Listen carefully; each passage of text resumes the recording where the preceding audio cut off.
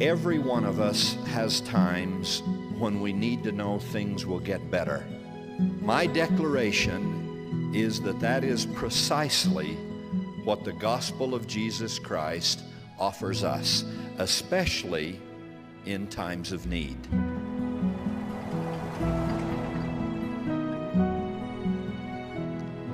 "30 years ago, last month, a little family set out to cross the United States.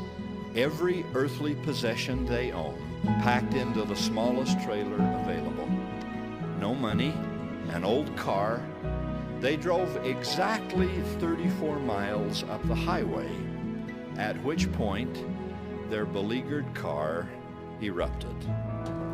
The young father surveyed the steam, matched it with his own,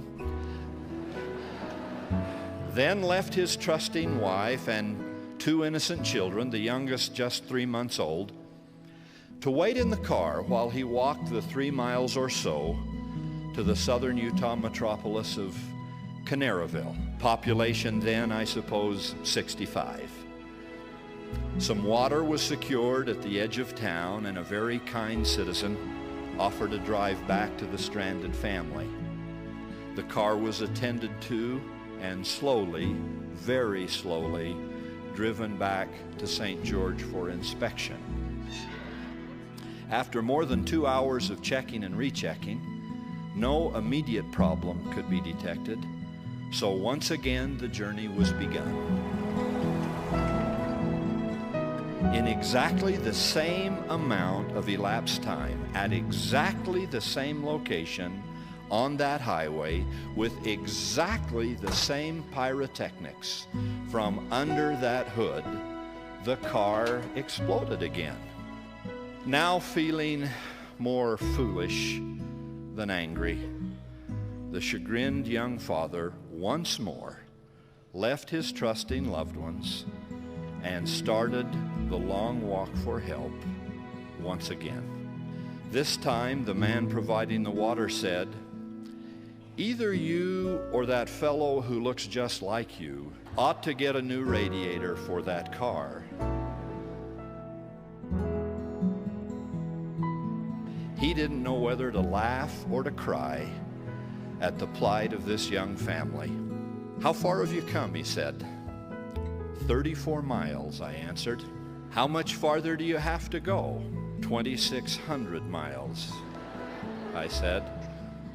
"Well, you might make that trip, and your wife and those 2 little kiddies might make that trip, but none of you are going to make that trip in that car." He proved to be prophetic on all counts. Just 2 weeks ago, I drove by that exact spot for just an instant. I thought perhaps I saw on that side road an old car with a devoted young wife and 2 little children. Just ahead of them, I imagined that I saw a young fellow walking toward Canaryville, the weight of a young father's fear evident in his pace. In that imaginary instant, I couldn't help calling out to him, "Don't you quit. You keep walking. You keep trying.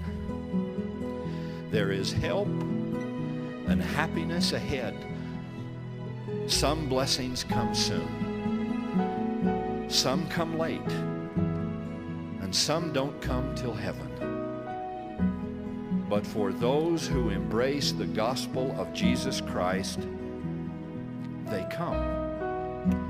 It will be all right in the end. Trust God and believe in good things to come."